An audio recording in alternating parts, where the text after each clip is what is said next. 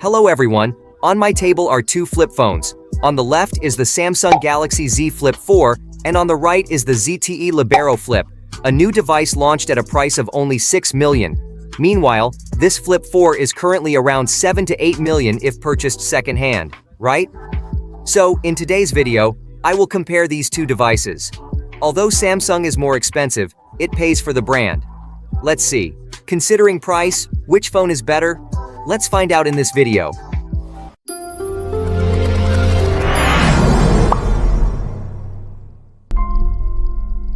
Take note of this in the video. Today, I'll focus on comparing as foldable devices rather than delving into specifications, as Samsung clearly leads in that segment, right? With a higher price point, my analysis will reflect that. Witness the secondary display of the Galaxy Z Flip 4 and Libero Flip. Can you agree that this one takes the lead in appearance, right? The screen of the Flip 4 isn't centered, as you can see. This model is slightly smaller than the Z Flip, featuring a sleek, round design with a beautifully crafted interface. The Z Flip, however, prioritizes functionality over aesthetics. About the design. Regarding the screen quality, I find that Samsung offers a slightly sharper display, but allow me to demonstrate something to you.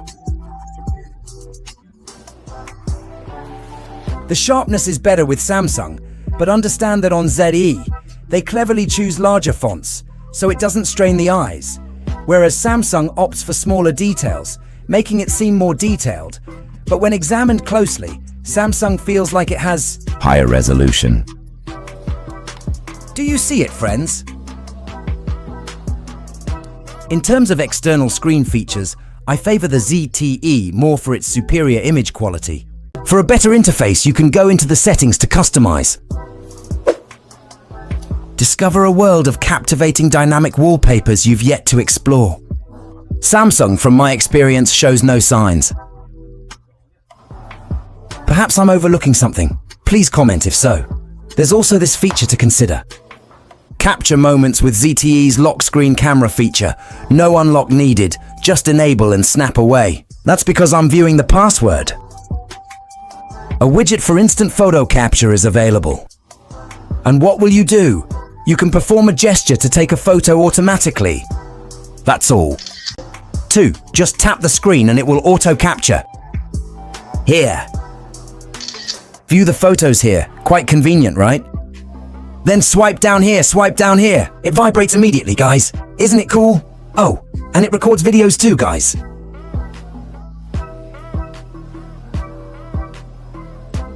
Very convenient, guys. While with the Flip Kia, you have to use the external screen to record videos and take photos, so maybe it's just me, but currently I haven't found a way to do so. You must open it and press capture with the external screen on, right? But when I take photos, I have to press the power button because I can't touch the screen, folks. However, Samsung has the feature. If you're a pro with the Flip, share your tips in the comments. Show me how to snap a pic without opening the camera. As I mentioned, the Flip 4 allows you to check notifications easily. It's Samsung innovation at its best. They've designed these very small details, folks. How do you display all the content? The ZTE model is different. Its interface is not optimized yet, but the text is bigger. Here. Swipe down from the top here. This is also announced, quite optimal, right? Quite optimal. And the text is bigger, clearer. Here. Here the device will prompt you to open it to view notifications. From my personal experience, I'm finding that the secondary screen of the ZTE is still better than even Samsung. Of course, the Z Flip series, the Flip 6 is okay now, but you have to compare in the same price range, remember? Next, I will compare a bit about the design and overall finish. When I fold them, both have a metal frame, you see? The ZTE's hinge part is almost flat, very nearly flat with just one side slightly arched, whereas the Samsung. The frame often gets scratched, group, and it tilts slightly, which is frustrating. Right, group? Here. Pale no. The weight of both feels substantial and premium. While this one is slightly wider, the difference is minimal. While I find the display, I must admit Samsung's is superior. What makes it better? Let me demonstrate. Samsung here. Can you open it at a small angle like this for table use? It's the perfect angle for device convenience. So, what about ZTE? It's tricky, but if you tilt it, it mostly folds down. You need to make it higher, just a bit lower. Here. Here, it will gradually slide down. There.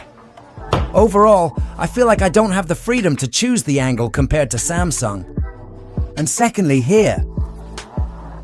When I fully extend it, holding the ZTE and shake it, I can feel the looseness and hear the sound. It feels a bit flimsy. Unlike Samsung devices, they won't have this problem. Here. I'm not sure if you can hear, but it emits a faint noise. To be fair, at a lower price point, their technology can't rival Samsung's, especially since this model has been around for a while. Additionally, the Samsung version you see has a very user-friendly design. That means when you hold it and open it, it's hard to avoid pinching your hand. Its design is slightly curved, so it can slip from your hand easily, but not this one. I got pinched about 4 times. It's very sharp. I opened it quickly, and it got my flesh. Ouch, it hurts a lot. This one is very easy to pinch fingers. Look at this, everyone. The vibrant hue, held like this, is truly impressive, always at hand. As for the design completion, I think it's the same for everyone. Generally speaking, ZTE is just okay, but still looks fine. Not at all. Here. The Samsung's power button is superior. Less recessed for a perfect touch. Unlike this one that's recessed too much, making it hard to press. When you unlock the screen, here. I'm displaying the black screen here, and you will notice that the hinge on the Samsung is much more distinct compared to the ZTE. With the Samsung, for example. Even when you turn on the screen, you can clearly see the crease. In the video, you might not see it clearly, but in real life, it's very clear. With ZTE, when you turn on the screen, you can still see the crease, but it's not as much and not as uncomfortable as with Samsung. Overall, this foldable crease is more acceptable. Do you often critique its thick bezel? It's typical. Compared to other clips, there's no real difference, just a slight one. A bit thicker is fine. It's the crease that matters for comfort. The bezel is familiar and not an issue. Slide your hand over it and feel the distinct crease. Samsung's touch feels clear and responsive, unlike this one which is barely noticeable, almost invisible to the touch. My wallpaper attempt is clearer in the dark. With this one, the fold practically vanishes. Here. Looks more appealing, take notice. Prefer this screen? Comment below. Clearly about the fold, it's just cooler. I won't compare display quality because obviously Samsung is in a higher segment. I'm just comparing the fold. That's all. Another point I noticed is that ZTE's battery and charging are better compared to Samsung. This latest model boasts a longer-lasting battery and faster charging, but there's one feature I miss from ZTE, the ultra-wide camera. It's not about the display. For my purposes, an ultra-wide lens is essential. In my snug room, I need it to capture the full space, and when I'm out, it's perfect for landscapes. It's a crucial tool for my photography. This ZTE model lacks it. Many of you may have noticed that I often critique Samsung, but I can't deny their advantages. Their displays are more stunning, and they boast an ultra-wide camera. The images they capture are simply more beautiful compared to any ZTE. Clear and explicit performance showcased here. Snapdragon 8 Plus Gen 1 will be much stronger than any ZTE. It's just Snapdragon 7 Gen 1. Even with daily use, you will immediately notice that on the Samsung device. Though not the best, it's still smoother than any ZTE, clearly. Samsung's interface may not be top-notch, but it still outperforms ZTE. ZTE's Android interface is sluggish, despite efforts to fix it.